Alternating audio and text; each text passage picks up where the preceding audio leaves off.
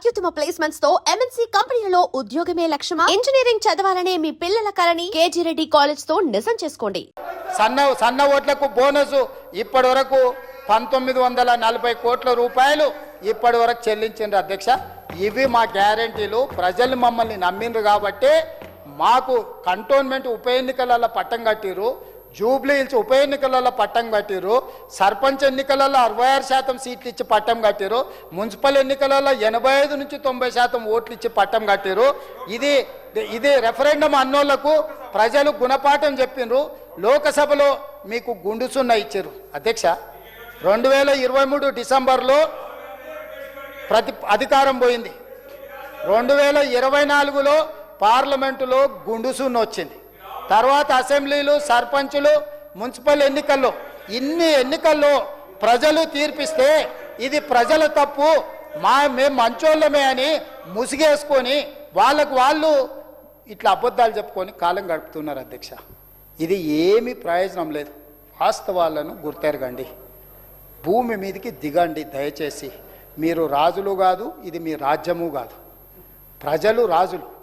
ప్రజలు తీర్పిచ్చి వాళ్ళ సేవకులను నియమించుకుంటారు. వాళ్ళకి సరైన విధంగా హామీలను అమలు చేసి గ్యారంటీలను అందిపుచ్చి నిరుద్యోగ యువతకు ఉద్యోగ ఉపాధి అవకాశాలు, విద్యార్థులకు చదువులు నాణ్యతతో కూడుకున్న, ఒకప్పుడు చదువే లేదు, ఈరోజు గ్రామాలకు చదువు వచ్చింది, కానీ ఆ చదువులో నాణ్యత లేదు, ఆ చదువులో నైపుణ్యం లేదు.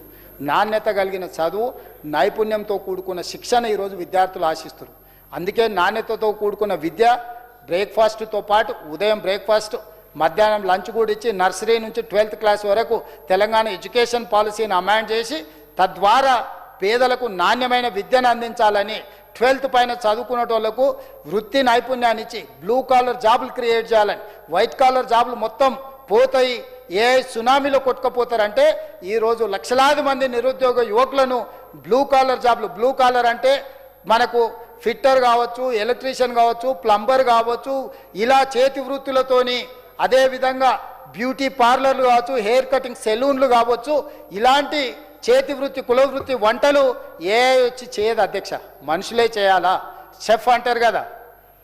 ఇట్లాంటివి ఎన్నో శిక్షణలు ఇచ్చి లక్షలాది రూపాయలు సంపాదించుకునే అవకాశం యువతకు కనిపించాలని ఈరోజు బ్లూ కాలర్ ఉద్యోగాలకు మా మంత్రివర్గం బ్రాండ్ అంబాసిడర్గా నిలబడాలని ఈరోజు మా ప్రయత్నం చేస్తున్నాం. ఆ ప్రయత్నాన్ని కూడా మీరు అభినందించకుండా మమ్మల్ని ఏదో విమర్శించాలని, గవర్నర్ గారిని అవమానించాలని వీళ్ళు ఈరోజు ఇట్లా ప్రయత్నం చేస్తారు అధ్యక్ష. రామాయణంలో మీకు తెలుసు, రావణాసురుడు సీతను ఎత్తుకపోయిన తర్వాత రాముడు ఎత్తుకుంటూ పోయి లంకకు చేరాలంటే వారధి కట్టాలన్నారు. వారధి కట్టడానికి సైన్యం కావాలి కదా. ఆనాడు వానరులందరూ కలిసి రాయి మోసి వారధి కడుతుంటే రాక్షసులు నవ్వుకున్నారంట. ఈ కోతులు చేసేది ఏంది, ఆ వారధి కట్టేది ఏంది, ఇలా బొంద ఇలా బోకేని. వారధి కట్టిండు, రాముడు దాటిండు, రావణాసురుడు చచ్చిండు, సీతమ్మ వెనక్కి వచ్చింది.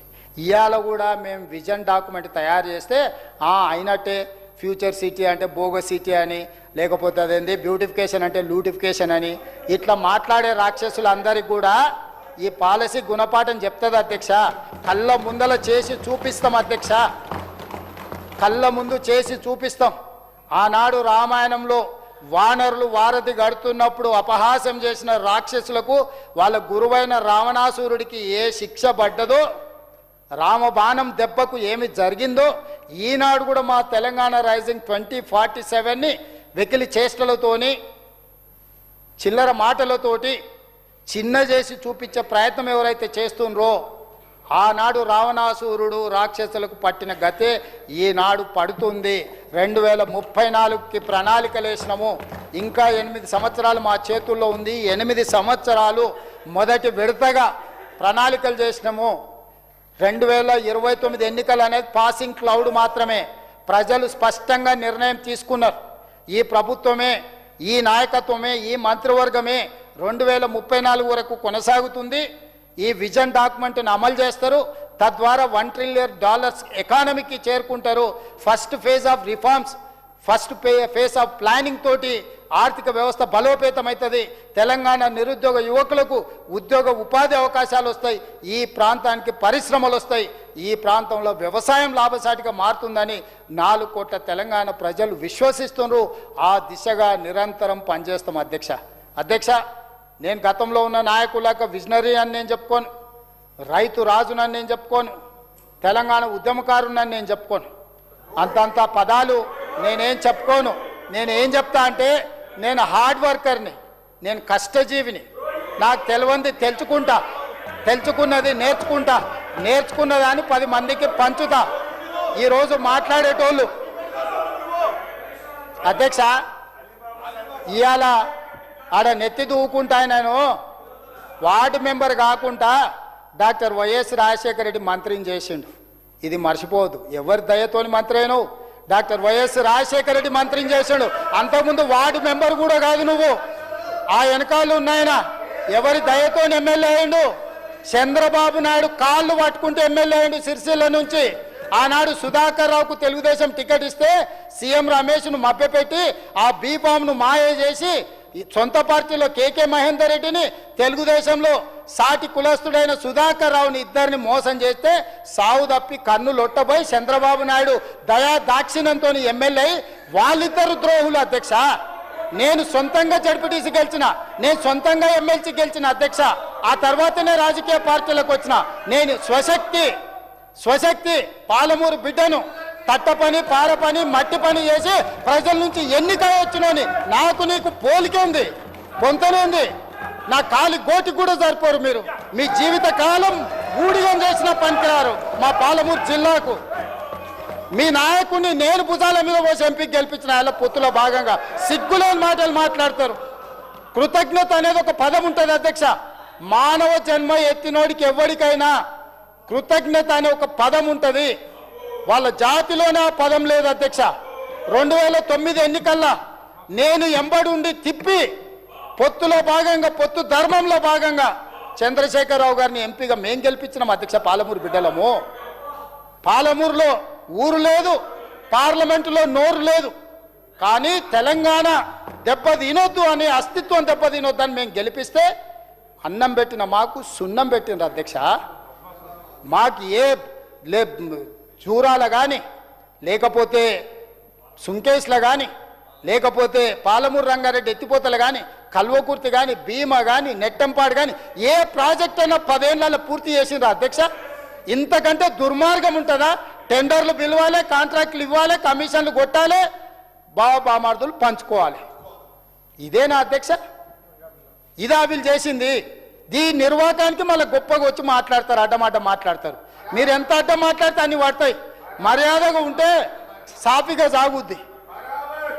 మర్యాదగా ఉండేది నేర్చుకోండి. బరాబర్ అయితే ఓ బరాబర్ అన్నందుకే అధ్యక్ష బరాబర్ అన్నందుకే తొక్కుకుంటా నెత్తి మీద కాలు పెట్టి తొక్కి ఇక్కడికి వచ్చిన అధ్యక్ష. అల్లా తప్పగా రాలే, అడుక్కొని రాలే, కాళ్ళు పట్టుకొని రాలే, నెత్తి మీద కాలు పెట్టి తొక్కి ఇక్కడికి వచ్చిన అధ్యక్ష. బరాబర్ మళ్ళా చూసుకుందాం. 29లో తొక్కకపోతే చూడండి, 29 మొత్తం కలిసి రాండి, మొత్తం కట్టగట్టుకొని రాండి. 29లో కూడా తొక్కకపోతే చూడు. ఇదేనా సవాల్ రాసి పెట్టుకోండి. ఇదేనా సవాల్ రాసి పెట్టుకోండి. ఎట్లా గెలుస్తారో నేను చెప్తా. అయ్యా అన్న ఇంట్లో పెట్టుకున్నాడు, బెడ్రూమ్లో పెట్టుకున్నాడు, మోసం చేసి నీ పక్కనే చేరినరు. నేను పొడిస్తే పండుకున్నప్పుడు కిడ్నీలు అమ్ముకుంటే పోతావు అక్కనే. పోనీ ఎందుకు ఇప్పుడు అధ్యక్ష? అందుకే అధ్యక్ష నేను చెప్పదలుచుకున్నది ఒక్కటే అధ్యక్ష. తెలంగాణ అభివృద్ధి, ప్రజల భవిష్యత్తు, మా సంకల్పం ఏమిటన్నది నేను స్పష్టంగా ఈ సభా వేదిక నుండి వివరించాను. ఈ విజన్ కొద్దీ